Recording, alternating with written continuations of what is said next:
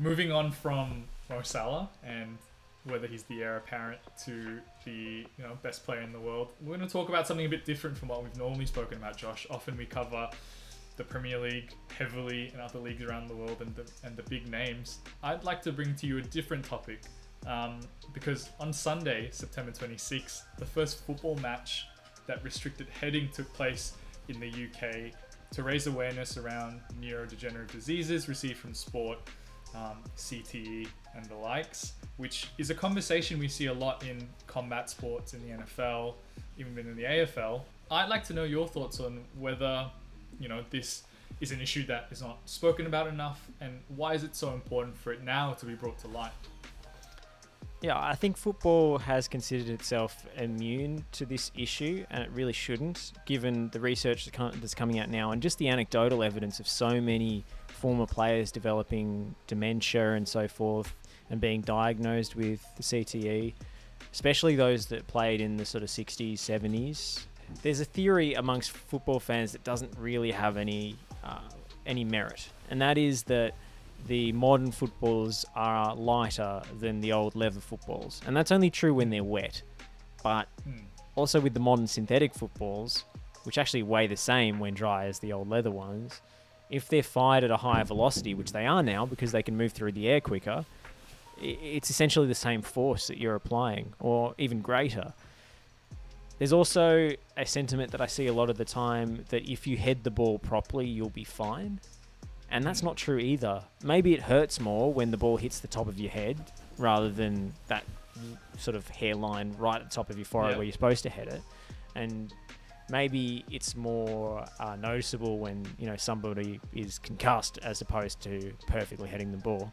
But it's just physics. It's your brain rattling around in your skull. And we're seeing so much evidence come out through studies in other sports that repeated small concussive blows, such as headers when the ball's gone high in the air or hit more than 30 meters or so, 30 yards, can be just as damaging, if not more so, over time than actually getting knocked out and concussed on the field. So I do think football associations around the world, and indeed FIFA, need to look into this and look how they can better protect players. I don't necessarily think that football needs to ban heading, and I don't think football will. But I think there are steps that you could take to mitigate the risk and exposure of players, especially junior players and players in training. And the Football Association in England already has guidelines around how many headers players should be doing in training, which is actually 10 per week. 10 high-impact headers per week, whatever that means. Yeah. And Nuno Espirito Santo actually made a comment in a recent interview saying that he doesn't pay attention to those guidelines at all, and they don't count how many headers their players are doing. And I think that's the kind of regressive attitude that we will come to see in a couple of decades' time to be woefully out of touch. Yeah, and I think it's interesting, right? Because even when we were playing, when you do the drills and be like, just toss the ball and you head it, and you don't think about just the repetition, the action, and the kind of small but accumulative trauma that can cause in a player. And especially at that high level, you're not just talking about hitting the ball, but clashes of the head, going up for challenges, and things that aren't spoken about. But you also mentioned to me before we started today's episode that Timmy Cahill has thrown his support behind this movement, a man that you said, #legacy, was around heading and known for his heading. Can you talk to us more about what Tim Cahill has said? Well, he said he wholly supports more research into the idea and thinks that bans on hitting the ball for younger age groups should definitely be considered.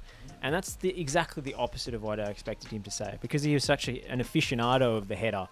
And he perfected the technique and the leap and the jump and the timing, and it was such a feature of his game and made him a global superstar. And probably is still the most famous Australian player ever. Certainly the only one, going around on those FIFA tours of Qatar or whatever. Is part of the FIFA legends. But he, I think, is well placed to understand the impact that can actually have over time.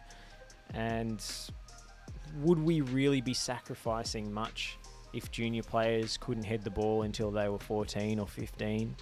wouldn't we actually be improving the standard of play in our junior ranks if we were discouraging the ball from being kicked above head height?